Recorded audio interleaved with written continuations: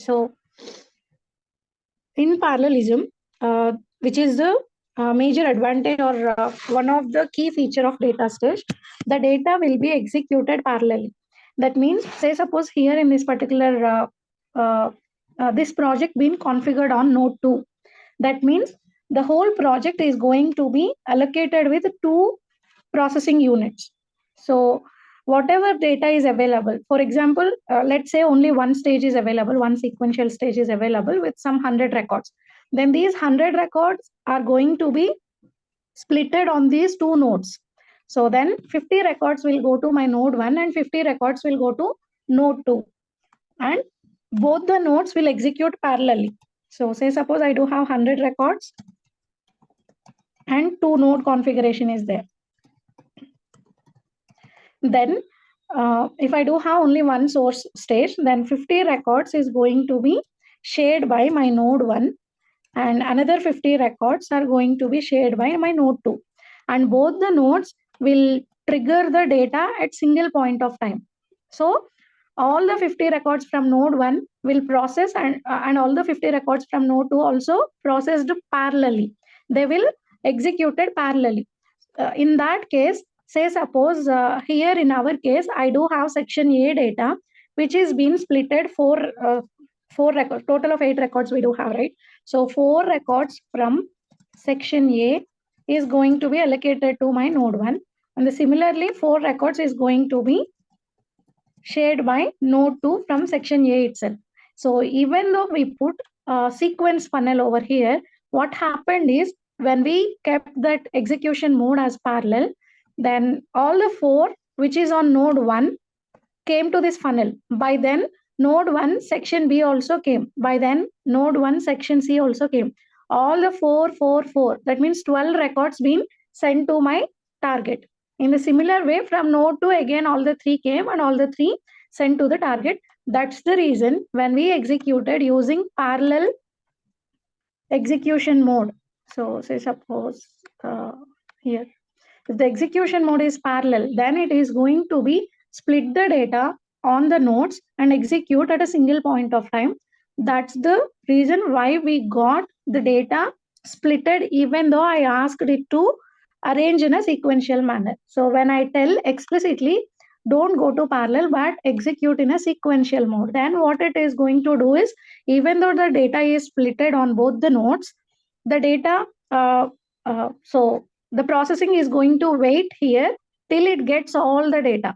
So it is not going to the target and it is going to wait here till it receives the data from both the nodes. So that is the difference between execution mode of parallel mode and sequence mode. So when we are doing funneling activity using continuous funnel, there is no need to take care of the execution mode because continuous funnel is going to do the funneling randomly.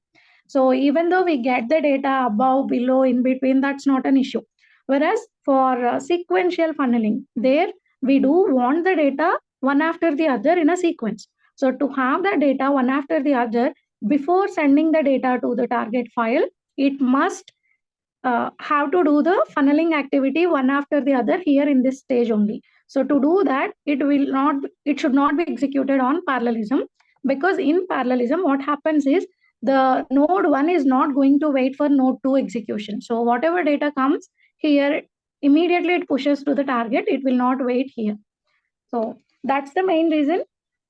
Yeah, in our previous previous execution, even though we have selected the sequence funnel, and even though we have given the link ordering, still we did not get the data.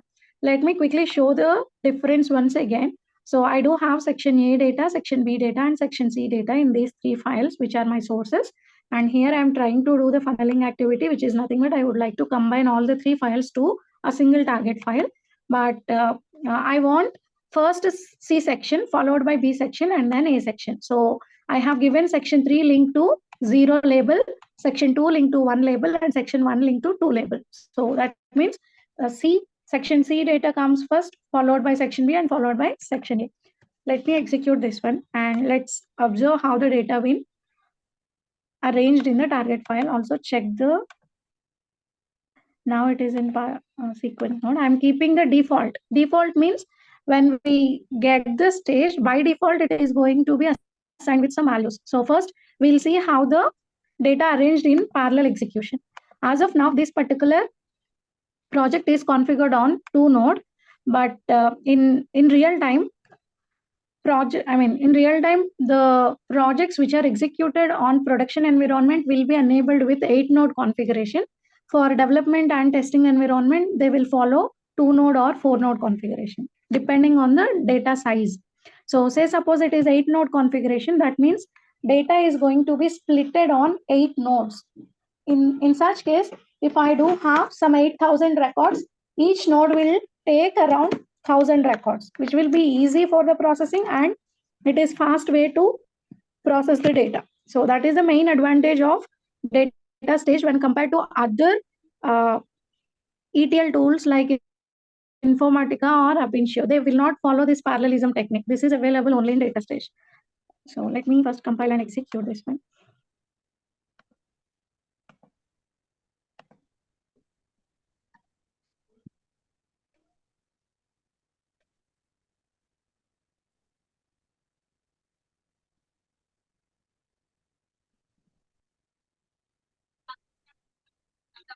It is executed. So let's see the data, how it is arranged. As expected, it is not going to come in an order which we are configured in the sequence funnel.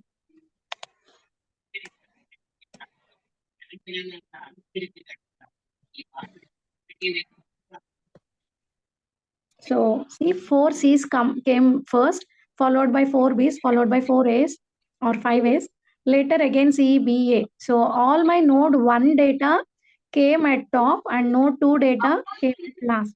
So this is how the data is going to be processed in parallel processing. So let's try to change this one to sequence execution. In that case, all the data is going to be folded on here till it gets complete data. Compiling this one. 1 second.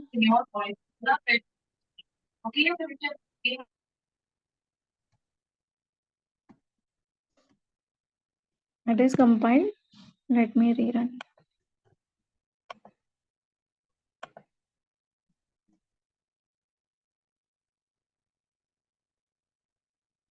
So hopefully now all the section C data should come at first, followed by section B and followed by section A.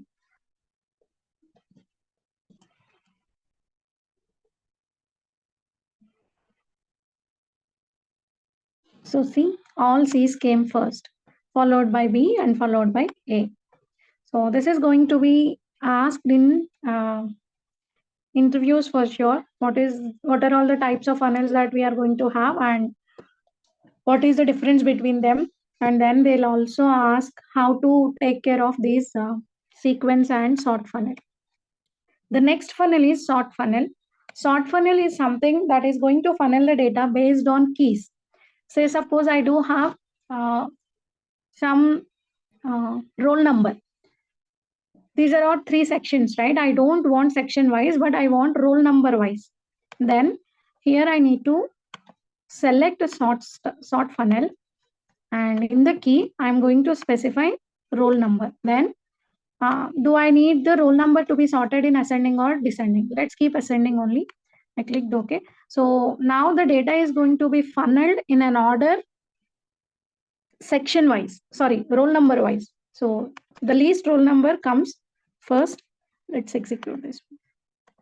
And the maximum roll number comes at last.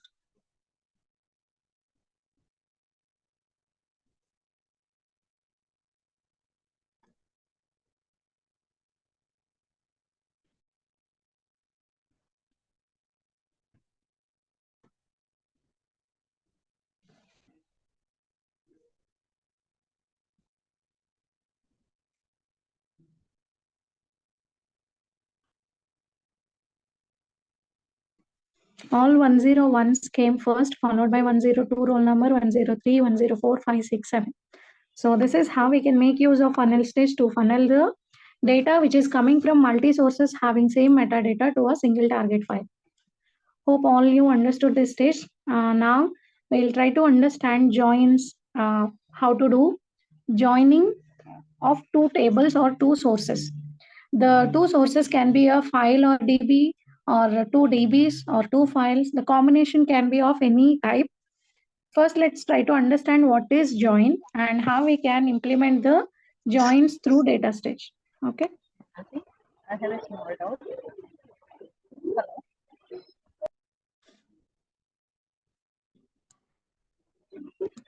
So here I have come up with some dummy data. Say suppose this is my table A or source 1. This is my table B or second source.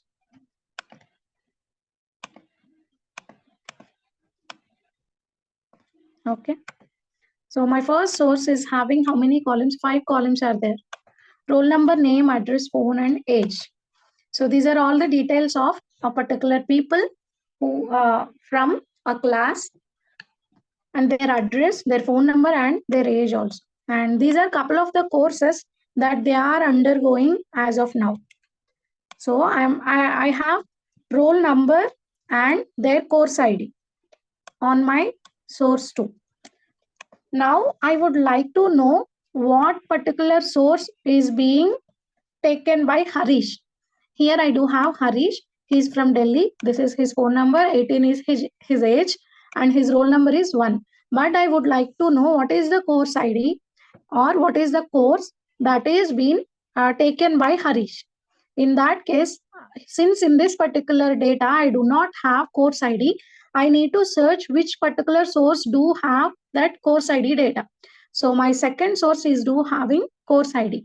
But here I do not have name. But still I can see one common thing between these two, that is roll number. So roll number is going to be my key column to join these two things. So I can able to get the course ID which is being taken by Harish if I join these two tables using the common column from both the sources. So when we do have a common column, then only we can able to join two sources, that we call as joining key. So in our example, the joining key is roll number because this is the only column which is common in my both the sources. And to fetch the non-available data from one source, we are going to use the joining concept in any of the programming language or any of the SQL statements or any of the tools. So we must have the joining key column. And before understanding or before executing them on Datastage environment, let's try to understand how many such joinings are there. There are basically 4 types of joins are available. One is inner join. Second one is left join. Third one is right join. And the fourth one is full join. These are the 4 major types of joins. Apart from this, we also do have other joins like cross join. Okay, but this is not available in Datastage. We do have only these 4 types of joins: inner join, left join, right join, and full join. We'll try to understand what are all these things through an example or through a diagram over here. I have taken, this is my table A or source 1, and this is my other second source. Okay. So to join these two things, I must have a joining key column. And say suppose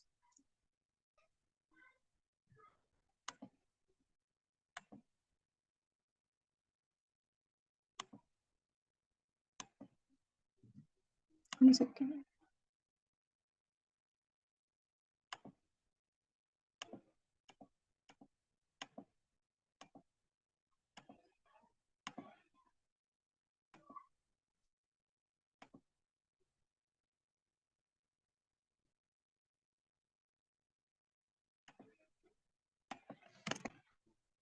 Okay.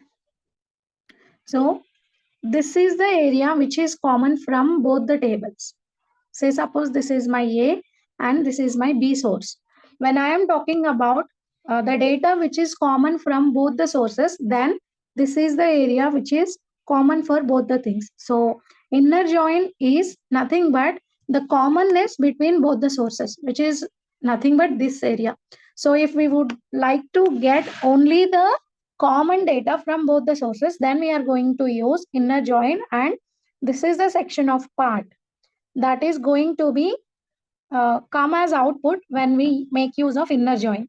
Left join means, say suppose the green color highlighted one is my left table and the red color one is right table, then left join is trying to give the output something like all the records from my left table and common records from my right table, which is nothing but this complete circle including this area.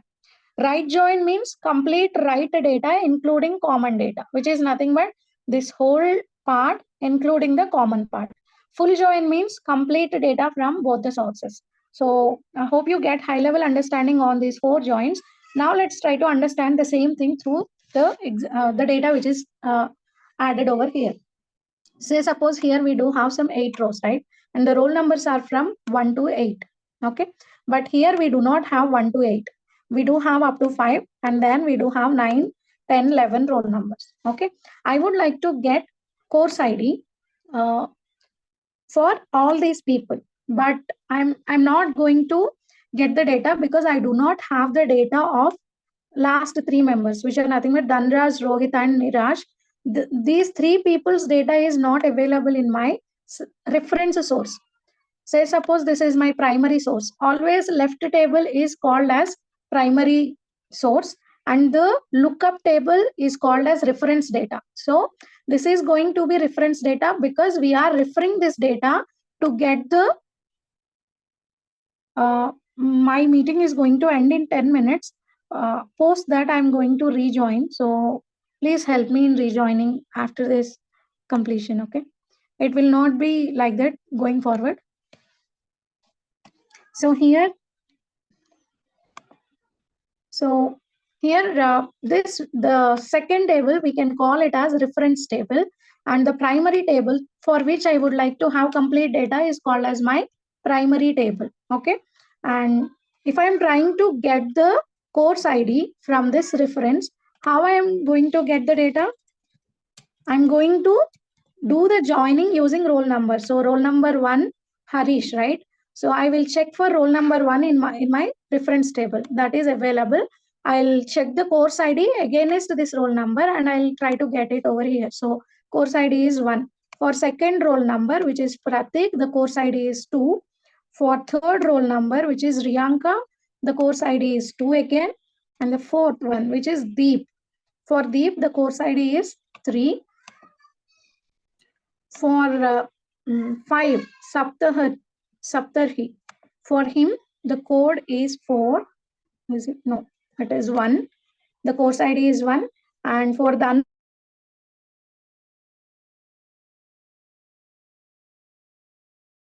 no course ID available, so I'm get null. And for Rohit also, I'm going to get null. I'm going to get null.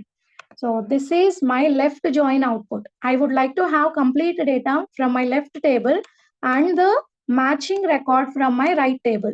Then this is the output which is going to be come through left join. If I do inner join, then I'm not going to have these 3 records. These 3 records will not come into my output, but I'll get only these 5 records. So here the left join number of records is 8. Okay. And for inner join, the number of records are 5.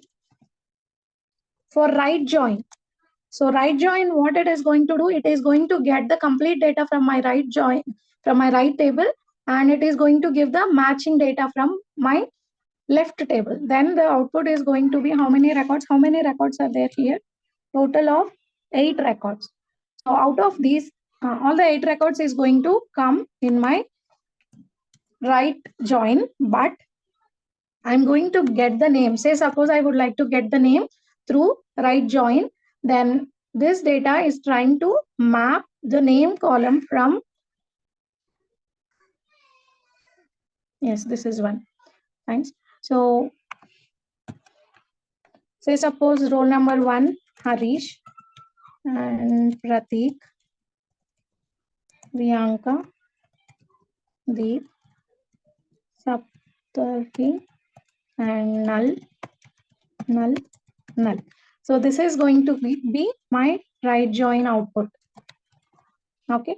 And then full join. Full join is going to have all the records from this particular data and also all the records from here. That means my full join is going to be something like 1, 2, I'm giving the roll numbers as of now. 1, 2, 3, sorry, 2, 3, 4, 5, 6, 7, 8, 9, 10, and 11.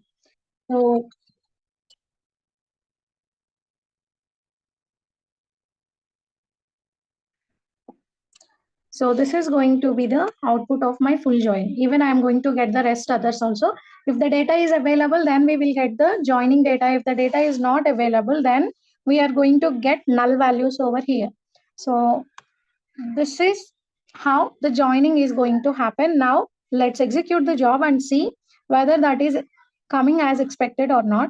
And one more thing is, while giving the interview, you are going to get some dummy data, not like this, not in this simpler way. You are trying to get sample data from the interviewer, and they will ask what is my output if I do right join, what is my output if I do full join, something like that they are going to ask. Okay, sometimes duplicates will be there. So how those duplicates are going to be handled in these joins, that we'll understand if we do give more types of sample data and do more sort of exercise through the jobs and all. Okay, let's go back to the data stage and let me pull up a new parallel job. New parallel job. So here I would like to first do the skeleton part. First we will try to do inner join. Okay, I'm adding palette to my screen. To do the joining, we do have three main stages in data stage: join stage, lookup stage, and merge stage. All the three processing stages are going to perform joining activity only. So first we will try to understand the join stage.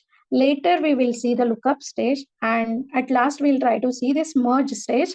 After understanding these three stages individually, we will also see what is the difference between these three stages and why we do have three stages for the same sort of functionality. Okay, so let me pull join stage to apply the joining.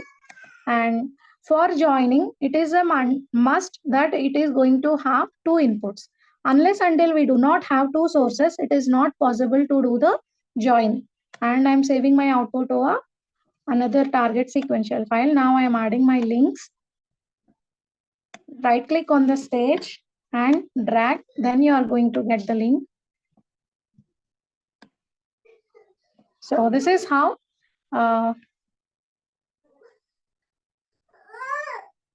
I'm done with my skeleton part. Let's rename and then save this job. This is student data and this is course data. This is link from student. So far we have used link to, but here we are using link from because here if we give link to, then it will be difficult to understand. Both the things are going to same join, right? That's the reason I'm giving link from course. And here I'm naming it as inner join. This is my link to target. Link to target. And this is my sequential target. Okay. I'm done with the skeleton part. I'm saving my job. You can use Control S. Demo join. Demo join is already in use in this particular project. So I'm giving another name and I'm saving in the March folder. Okay. Let's try to add sample data to files. So I'm going to my desktop. Here I'm making another folder for join. And let me create the sample data.